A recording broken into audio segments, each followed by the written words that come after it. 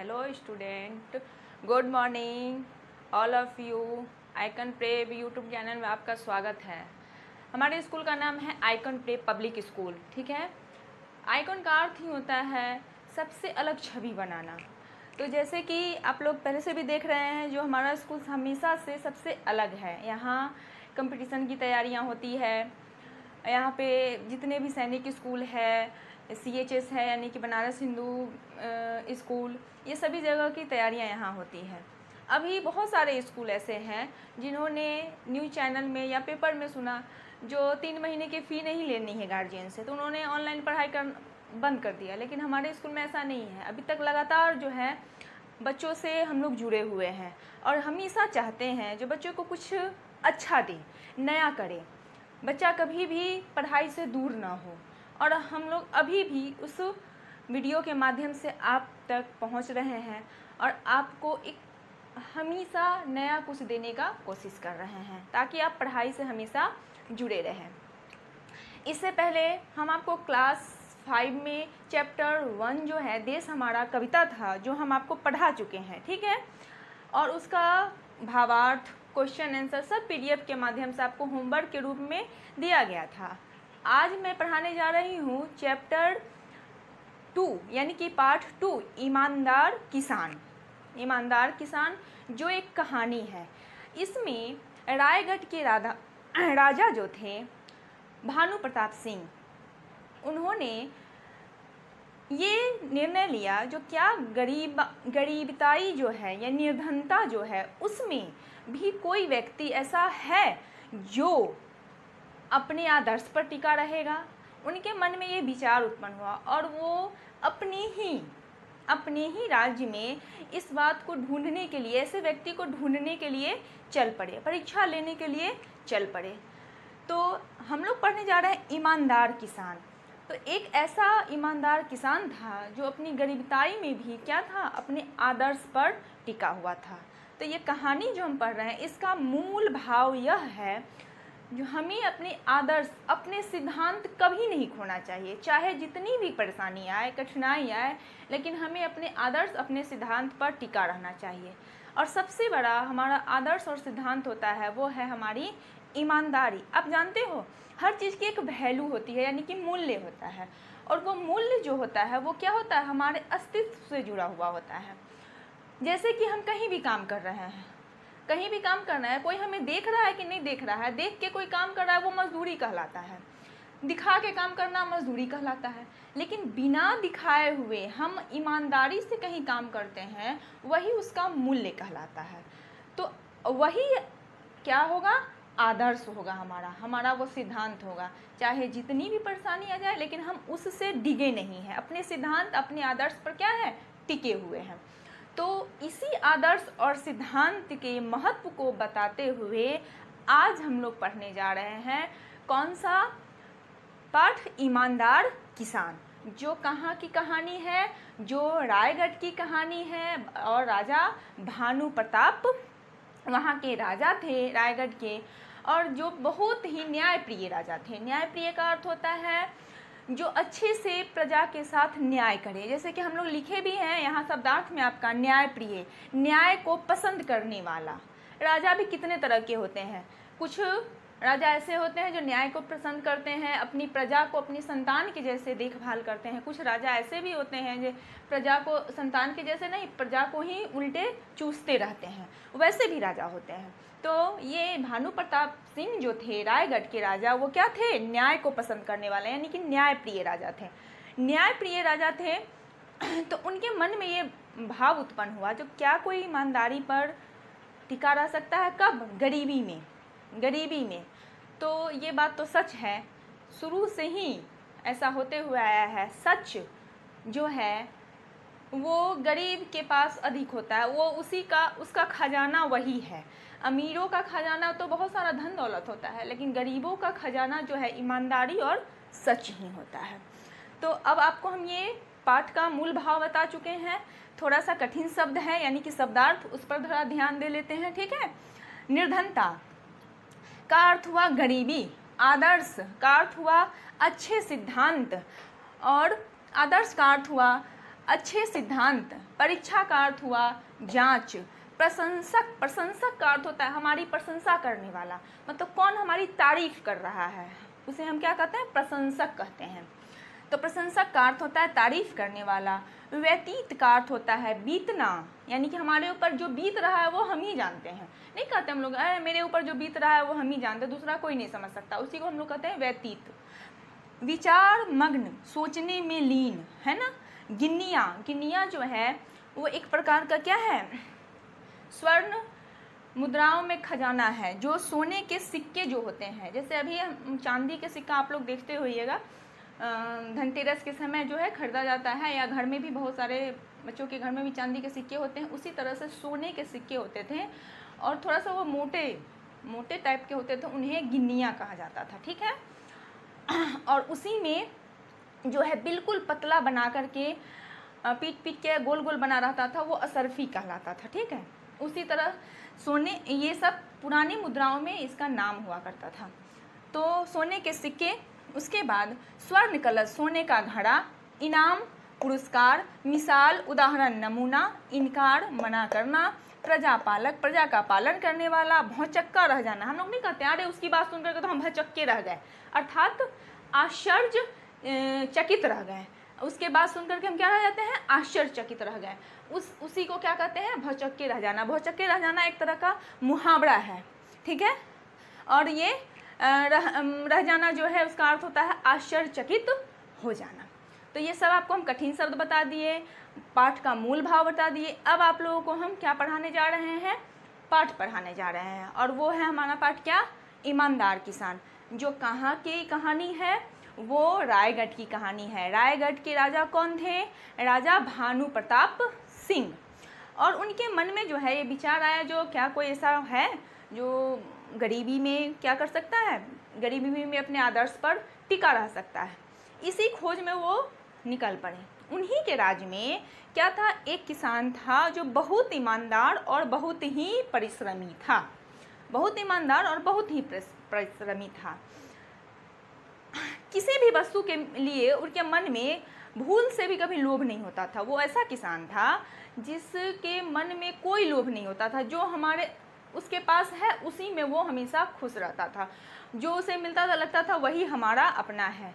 कितना भी हमारे भौतिक जीवन में बहुत सारी वस्तुएं होती हैं जिसको देख करके हमें लोभ होता है, उस किसान के मन में कोई लोभ नहीं था। वो हर अपने आदर्श पर टिका रहता। पूरा गांव जो है उसकी आदर्श का मिसाल दिया करते थे। मिसाल देने का अर्थ होता है जो उसके जैसा ईमानदार कोई नहीं है। सही में वो ईमानदार का एक जीता जागता नमूना था, जिसको देख करके हम दूसरे को भी आदर्श पालन होने का उपमा दे सकते हैं। तो एक दिन क्या किए राजा, एक दिन राजा के मन में विचार आया कि कोई ऐसा व्यक्ति है जो निर्धनता पर टिका रहेगा, और वो अपने राज्य में ढूंढने के लिए निकल पड़े, परीक्षा लेने के लिए निकल पड़े। यद्यपि राजा ईमानदारी का प्रसंग था, पर अपने विचार को क्या कर रहे थे, संतुष्ट करने के लिए परीक्षा लेने के निकले। तो किसानदान मिला, उसका बहुत सारा प्रशंसा हुई, जो हाँ ये किसान क्या है, ईमानदार है, ठीक है। तो उनका वो परीक्षा लेने लगे। कैसे लिए परीक्षा, सोच देखिए। उन्होंने इसके मन में इसके लिए उसके अपने मंत्री को बुलाया और उन्होंने मंत्री से पूछा, राजा क्या कोई ऐसा व्यक्ति है जो गरीब में भी ईमानदारी पर बना हुआ है। तो सारे प्रजा वही ईमानदार किसान की बात कर रहा था और मंत्री भी उसी ईमानदार किसान की बात कर रहे थे, उसी ईमानदार किसान की बात कर रहे थे। तो राजा के मन में आया, जो सही में ऐसा भी व्यक्ति है जो इतनी गरीबी हो फिर भी क्या है उस पर टिका रहे। तो ऐसा है, मंत्री भी वही बता रहे थे और प्रजा भी वही बात बता रही थी उसी ईमानदार किसान के बारे में। मंत्री ने बताया, राम प्रकाश ईमानदार की मिसाल है। मंत्री भी वही बात बताता है, राम प्रकाश जो है वो क्या है, ईमानदारी का मिसाल है। यानी कि वो एक किसान था, खेती करता था। और क्या वह व्यक्ति अब ईमानदारी का मिसाल है वो राम प्रसाद, क्या वह व्यक्ति परीक्षा देने को तैयार होगा, राजा ने पूछा। ये बात किससे पूछा? अपने मंत्री से पूछा। तो मंत्री ने कहा हाँ, वह इसके लिए तैयार होगा, उसकी परीक्षा ली जाए, वह परीक्षा में हार गया तो आपकी बात सच साबित हो जाएगी, है ना। तो राजा के मन में तो ये प्रश्न था, जो गरीबी में लोग अपनी ईमानदारी पर कभी भी टिके नहीं रह सकते हैं, ये बात राजा के मन में थी।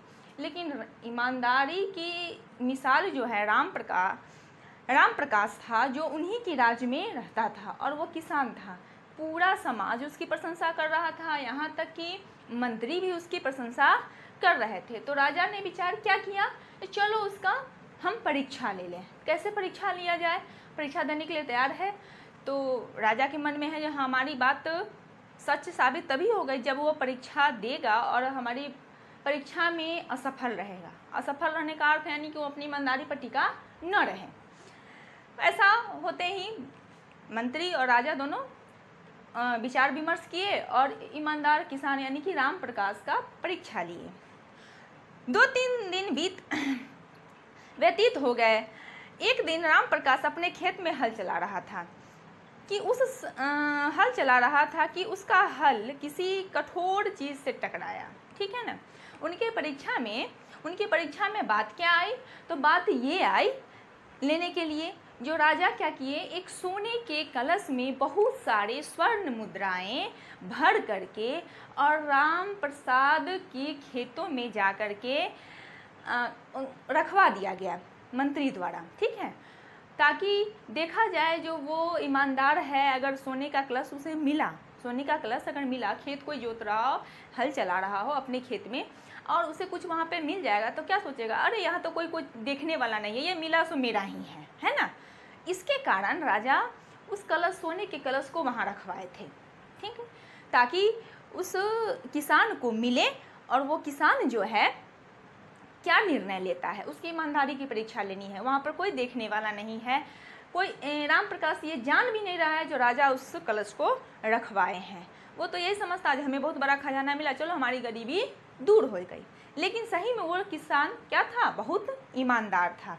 आदर्श जो है मनुष्य का सबसे बड़ा गवाह होता है, सबसे बड़ा उसका धन अगर है तो वो उसके सिद्धांत और उसके आदर्श होते हैं। ये हमेशा आप लोगों को भी याद रखना है, हर व्यक्ति को याद रखना चाहिए। मनुष्य जो है अपनी मनुष्यता, अपने आदर्श, अपने गुण से ही वो समाज में क्या करता है, तारीफ के काबिल होता है, समाज में प्रशंसा के लायक होता है, बाकी किसी चीज़ के कारण नहीं। धन के लिए भले ही कुछ समय के लिए लोग बोल भी देते हैं, वो धनी व्यक्ति है उसके डर से भी उसकी तारीफ कर देते हैं, लेकिन जिसका गुण तारीफ के लायक हो उसकी तारीफ कोई डर से नहीं करता है, उसकी तारीफ अपने हृदय से कोई करता है, अपने मन से कोई करता है।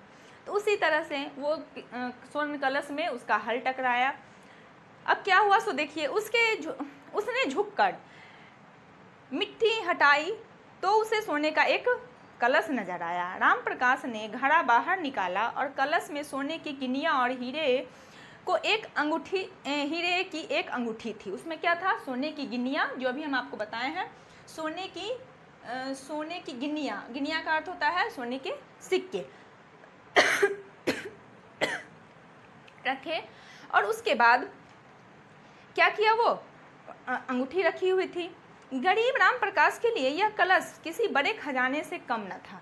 अब देखो, सही बात है, कोई भी गरीब व्यक्ति को छोड़ो ना, ऐसे मिलना छोड़ो, किसी दूसरे का धन भी कोई देखता है तो छीन के ले जाता है। और राम प्रकाश को वो धन चुपचाप मिला, कोई उसे देखने वाला नहीं था, कोई उससे पूछने वाला नहीं था जो ये तुम चुरा के लाए हो या कहाँ से आया। वो तो धन वहाँ उसके रखा हुआ मिल गया, वो चुपचाप रख भी सकता था, लेकिन ऐसा उसने नहीं किया, क्योंकि उसका सिद्धांत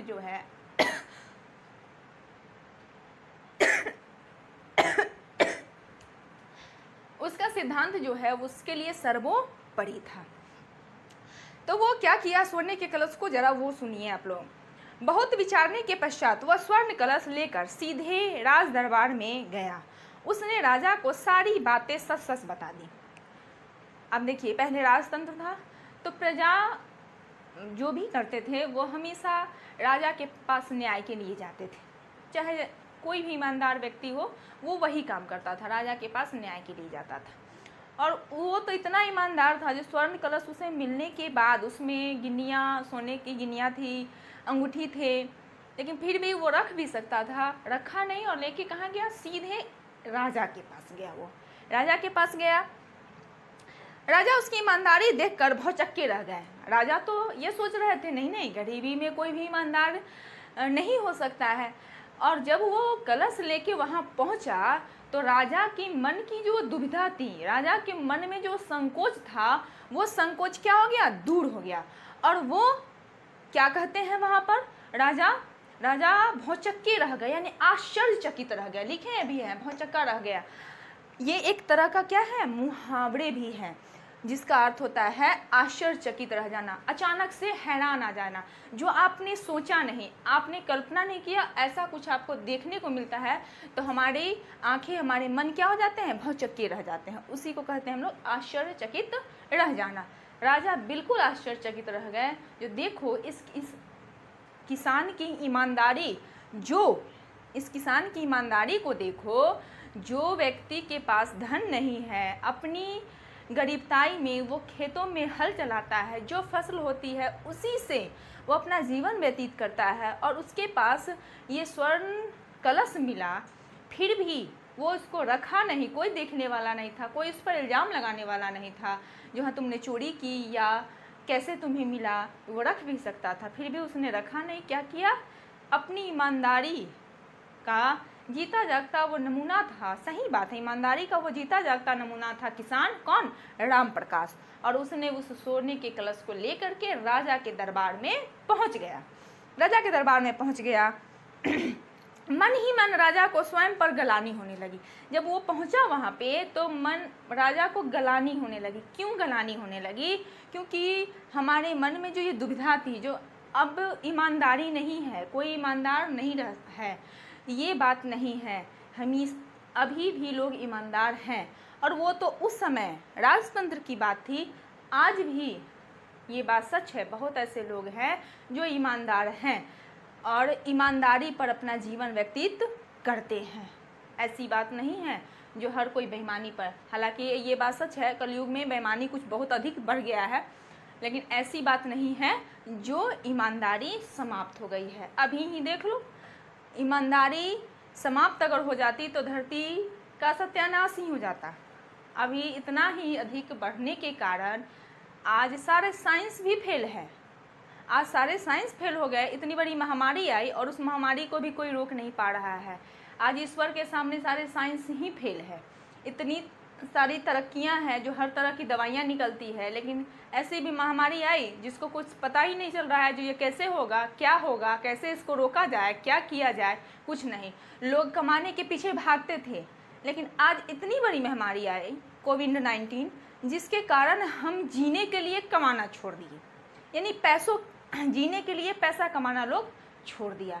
तो ये क्या था, एक तरह का संकेत ही है हमारे बीच, जो और भी बुराई जो बढ़ेगी तो वैसे ही बड़ी बड़ी संकटें हमारी धरती पर आती ही रहेंगी।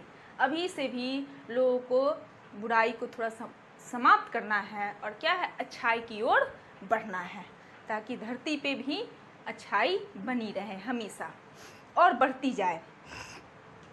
राजा ने प्रसन्न होकर राम प्रकाश को 100 गिनियाँ इनाम में देनी चाहिए, लेकिन उसने सोने की गिनियाँ लेने से साफ इनकार कर दिया। देखो, राजा इतना उस पर खुश थे जो उसको इनाम में गिनियाँ दे रहे थे, उसमें से जो तुम्हारी ईमानदारी के लिए हम ये दे रहे हैं। फिर भी वो और कितना ईमानदार था जो वो गिनियाँ लेने से भी वो इनकार कर दिया। ठीक है, इनकार कर दिया, जो मैं ये गिनियाँ नहीं लूँगा। तो राजा ने इनकार का कारण पूछा, क्या कारण है जो तुम ये नहीं लेना चाहते हो? तो किसान ने क्या जवाब दिया, ज़रा उसको सुनिए। मैं अपनी मेहनत से कमाई रोटी खाना चाहता हूँ। ये बात सच है, हमेशा सोचना चाहिए, हमारी मेहनत की कमाई जो है हम उसको किसी के पास, वो चाहे 25 पैसा ही क्यों ना हो, हम नहीं छोड़ेंगे। और ये भी बात सच है, जो हमारी मेहनत की कमाई नहीं है वो 25 पैसा ही क्यों ना हो, हम किसी का ज़्यादा नहीं लेंगे। ये सबसे बड़ी ईमानदारी होती है लोगों का। वो जो उसे मिल रहा था वो इनाम में मिल रहा था। किसी को जो पैतृक संपत्ति मिल जाती है, यहाँ कहीं से कोई पुरस्कार रूप में कुछ संपत्ति दे देता है, वो उसकी मेहनत की कमाई नहीं होती है, वो क्या होती है, पुरस्कार रूप में दिया गया है। अगर उसको देख के, उसको लेके कोई भी मनुष्य इतराता है जो हमारे पास इतनी संपत्ति है, ये बिल्कुल गलत है। हम इतना कुछ करते हैं, ये बिल्कुल गलत है। हमें हमेशा सोचना चाहिए हमारी ईमानदारी से कमाई हुई जो है वो कितना धन हमारे पास है, वही धन सच्चा धन है, वही धन क्या है, सच्चा धन माना जाता है। ईमानदारी बेईमानी से कमाई हुई धन सच्चा धन नहीं माना जाता है। यही बात उस किसान के मन में था, जिसके कारण उसने क्या किया, इस गिनिया को लेने से इनकार कर दिया। रोटी खाना चाहता हूँ, यदि मैंने ये गिनिया आपसे ले ली तो मेरे मन में लोभ लालच और पाप घर कर जाएगा, इसके कारण मेरा ईमानदारी रूपी धन जो है वो नष्ट हो जाएगा। सही बात है। अगर हम लोग किसी का कोई चीज़ चोरी कर लेते हैं, कोई भी चीज़ अगर बेईमानी से हम उसका अपना लेते हैं, या कोई पुरस्कार रूप में ही हमें दे देता है, वो उसमें हमारी कहीं भी मेहनत नहीं है, ये बात आपको मानना होगा। और वो जब मेहनत नहीं है और बिना मेहनत का जब हमें कुछ मिल जाता है तो वहाँ पर लोभ उत्पन्न होता है, और वही लोभ जो है हमारी ईमानदारी रूपी आदर्श को क्या कर देता है, नष्ट कर देता है। और सबसे बड़ा धन क्या है, इंसान का हमारा आदर्श है, हमारे सिद्धांत है। इसी पर एक कहावत भी है, कहा गया है, खोया हुआ स्वास्थ्य हम वापस पा सकते हैं, खोया हुआ धन भी हम वापस पा सकते हैं, लेकिन खोई हुई चरित्र जो है वो मनुष्य कभी भी वापस नहीं पाता है। एक बार अगर हमारे चरित्र पर किसी भी प्रकार का दाग लग जाता है तो वो हम वापस नहीं पा सकते हैं, कभी नहीं। खोया हुआ धन, अगर मान लो हमारे पैसे चोरी भी हो जाते हैं तो कुछ समय लगता है, हम उसको क्या करते हैं, कमा करके फिर वापस पा लेते हैं, लेकिन खोया हुआ आदर्श, खोया हुआ सिद्धांत जो है वो जीवन में कभी हमें वापस नहीं मिलता है। अर्थात हमें हमेशा ये बात सोचनी चाहिए, जो मनुष्य को क्या करना है, हमेशा अपने आदर्श, अपने सिद्धांत पर टिका रहना चाहिए। अपना स्वाभिमान से बढ़कर इंसान के कुछ नहीं है जीवन में, सबसे बड़ा उसका स्वाभिमान है। और वो स्वाभिमान कब होता सही है, जब हमारे आदर्श, हमारे सिद्धांत पर हम टिके रहें, ना कि अभी तकलीफ आए तो अपने सिद्धांत को छोड़ के हम चलो दूसरा, अरे इतना तो तकलीफ है, हम तो अच्छाई पर ही चल रहे हैं, फिर भी हमको इतनी तकलीफ हो रही है, तो क्यों नहीं हम बुराई का मार्ग से अपनाने लगे और दूसरे का पैसा लूटने लगे, दूसरे से हम का चोरी करने लगे, या दूसरे के धन का हम बेईमानी करने लगे, या यही सोचे जो हमको किसी भी प्रकार से कोई पुरस्कार रूप में ही कुछ दे दें। इस प्रकार का अगर सोच होता है तो हम सबसे बड़ा धन हमारे पास क्या है, वो है ईमानदारी, हमारे आदर्श वो नष्ट हो जाते हैं, तब वो नहीं रह पाता हमारे पास। और उसी आदर्श, उसी ईमानदारी को लोग, बहुत सारे लोग क्या कहते हैं, घमंड भी कहते हैं, लेकिन वो घमंड नहीं, वो हमारा स्वाभिमान होता है, जो किसी भी तरह से किसी की हम सहायता बिना मेहनत का नहीं लेना चाहते हैं। ठीक है, तो हमेशा बच्चों यही सोचना चाहिए, जो हमें किसी भी प्रकार से अपने आदर्श से हिलना नहीं चाहिए। चाहे परेशानी तो सबके जीवन में आती है, कांटे भरे तो हमारे राहें हैं ही, हमारे जीवन में तो कांटा ही कांटा है, वो तो कहो जो कहीं पर जो है हमारे अच्छे रास्ते मिल जाते हैं 2 मिनट 4 मिनट के लिए, लेकिन ऐसा नहीं है जो हमेशा हमें अच्छे रास्ते मिलते हैं। जीवन में परेशानी, मुश्किल हमेशा आती रहती है। इसका अर्थ ये नहीं है जो हम अपने सिद्धांत को खो दें, हम अपनी ईमानदारी को खो दें, नहीं। जब ये एक बार चला जाएगा तो वापस नहीं आएगा। धन तो वापस आता ही है, धन बार बार जाता है, बार बार आता है, धन किसी के पास नहीं स्थिर रहता है। ठीक है, कोई ऐसा नहीं है व्यक्ति जिसके पास धन स्थिर रहता हो। कभी वो अच्छा उसके पास पैसे आते हैं, कभी दूर हो जाते हैं, आते ही जाते ही रहता है। लेकिन हमेशा इंसान को ये सोचना चाहिए क्या, जो हम अपनी मेहनत, लगन और अपनी ईमानदारी से कितना धन कमाए हैं, वही सबसे सच्चा धन होता है। यही कहानी थी आपकी ईमानदार किसान, जिससे हम लोगों को क्या शिक्षा मिलती है, कितनी भी परेशानी आए अपने आदर्श से कभी नहीं डिगना चाहिए, अपने सिद्धांत से, अपने स्वाभिमान को कभी भी नष्ट नहीं करना चाहिए। हमारा स्वाभिमान, हमारा आदर्श, हमारा सिद्धांत जो है वही हमारा सबसे बड़ा धन है, और जिसका मिसाल हम ईश्वर के पास भी दे सकते हैं, ईश्वर के नज़दीक भी हम रख सकते हैं, क्योंकि ईश्वर हमेशा उस सच्चे इंसान को ही ढूंढते हैं। बेईमानी से तो हम सब कुछ, बहुत सारे लोग पा लेते हैं। बेईमानी के रास्ते जो हैं, समुद्र की लहरें को देखते हो, बहुत ही तेज उफान की तरह बहुत दूर तक चली जाती है, लेकिन वो फिर वापस भी चली आती है। जितनी ऊंची उठती है उतनी ही नीचे भी वो गिरती है। लेकिन नदियाँ जो हैं वो उतनी ऊंचे नहीं उठती है, हमेशा एक ही रफ्तार में बहती रहती है। उसी तरह से ईमानदार व्यक्ति का जीवन होता है, वो एक ही रफ्तार से चलते रहता है। बेईमानी हमेशा ऊंचा उठती है और फिर वो गिरती है। ये था आपका ईमानदार किसान। आपका क्वेश्चन आंसर जो है हम PDF के माध्यम से इस वीडियो के नीचे, ठीक है, डाल देंगे, और आप लोग उस क्वेश्चन आंसर को ज़रूर बनाइएगा। ये होमवर्क है, स्कूल खुलने के साथ साथ हम आपका होमवर्क भी चेक करेंगे। तो जैसे कि क्वेश्चन आंसर है, उस क्वेश्चन आंसर को हम एक बार डिक्टेट करवा देते हैं। आप लोग ध्यान से सुनिएगा, नहीं समझ में आए तो वीडियो को बार बार देखिएगा। बार बार देखने से आप लोगों को समझ में आ ही जाएगा, और ये आई होप, मुझे विश्वास है कि आप लोगों को समझ में आएगा, क्योंकि आप लोग क्या करते हैं, पढ़ाई के लिए मोबाइल का इस्तेमाल नहीं करते हैं, गेम खेलने के लिए ज़रूर करते हैं। सभी बच्चे की आदत होती है, ऐसी बात नहीं होनी चाहिए। क्या है, हम पढ़ाई के लिए मोबाइल का अगर इस्तेमाल करेंगे तो निश्चित रूप से वो समझ में आएगा, और बहुत ही सरलता से हम उसको समझाए हैं, कैसे समझ में नहीं आएगा। तो क्वेश्चन भी हम डिक्टेट करवा रहे हैं, उसको आप सुनिएगा, और क्वेश्चन आंसर PDF में जो डालेंगे उसको नोटबुक में बनाइएगा। क्वेश्चन है आपका, प्रस्तुत कहानी में किसान का नाम क्या था? राम प्रकाश, बार बार हम नाम लिए हैं किसान का, आप लोगों को याद भी हो गया होगा।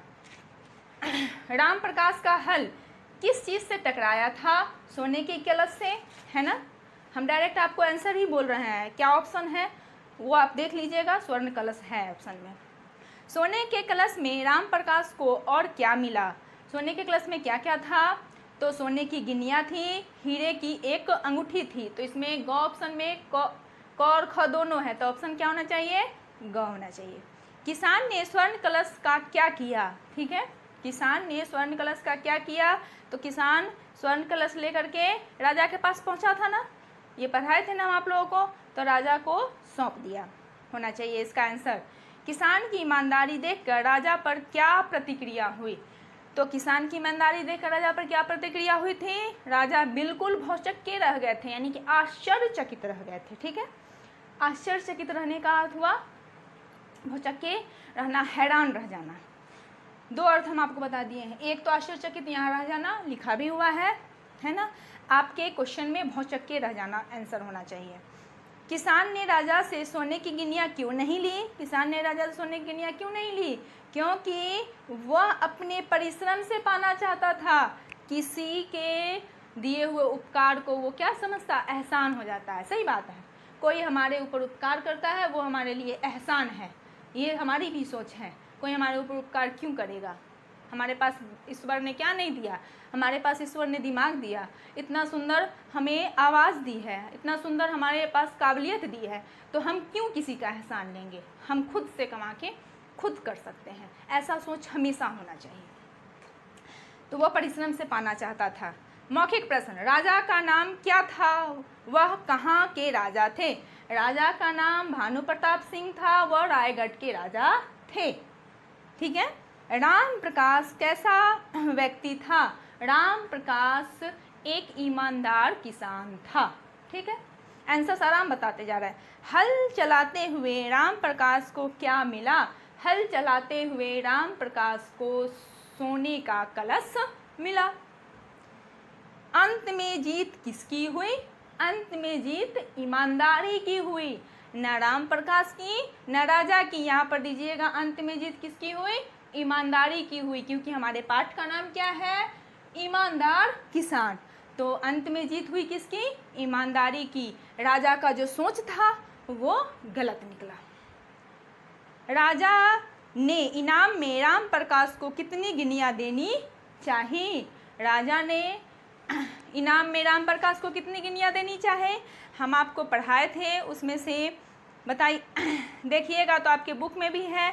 ऐसे इनाम में 100 गिनियाँ देनी चाहिए थी राम प्रकाश को राजा ने। हम बता दे रहे हैं, लेकिन बुक में भी दिया हुआ है, पढ़ाए भी है, ध्यान देके उसको बनाइएगा। लिखित प्रश्न, राजा भानु प्रताप सिंह कैसे राजा थे? राजा भानु प्रताप सिंह एक न्यायप्रिय प्रजापालक राजा थे, है ना, न्यायप्रिय प्रजापालक राजा थे। एक दिन उनके मन में क्या विचार आया? एक दिन उनके मन में विचार आया कि क्या कोई व्यक्ति ऐसा है जो गरीबी पर, यानी गरीबी में भी या निर्धनता में भी, गरीबी भी लिख सकते हो और निर्धनता भी लिख सकते हो, निर्धनता में भी अपने आदर्श पर टिका रह सकता है। उसके आगे तीसरा प्रश्न आपका है, राजा ने मंत्री को क्यों बुलाया? राजा ने मंत्री को इसलिए बुलाया, वो चाहते थे जो हम अपने राज्य में जा कर के देखें जो कोई भी व्यक्ति ऐसा है जो गरीबी में अपने आदर्श पे टिका रह सकता है, इसलिए उन्होंने मंत्री को बुलाया। राम प्रकाश कौन था? उसकी क्या विशेषता थी? राम प्रकाश एक ईमानदार किसान था और उसकी यह विशेषता थी जो वो जो कुछ भी पाना चाहता था वो अपनी मेहनत और लगन से पाना चाहता था। न वो किसी का दिया हुआ उपहार लेना चाहता था, न ही वो चोरी करना चाहता था, न ही बिना मेहनत की कोई कमाई खाना चाहता था। अर्थात एक परिश्रमी, मेहनती और ईमानदार व्यक्ति था। कौन? राम प्रकाश। राम प्रकाश राजा के दरबार में क्यों गया? राम प्रकाश राजा के दरबार में स्वर्ण भरी कलश जो उसे खेतों में मिला था वो सौंपने के लिए, राजा को सौंपने के लिए गया। ठीक है। उसके बाद राम प्रकाश ने क्या कहकर गिनियाँ लेने से इनकार कर दिया? राम प्रकाश ने राजा से कहा, महाराज मैं ये गिनियाँ नहीं ले सकता हूँ, क्योंकि ये गिनियाँ मैं अगर लूँगा तो इससे हमारी ईमानदारी रूपी धन जो है वो नष्ट हो जाएंगे। इसीलिए राम प्रकाश जो है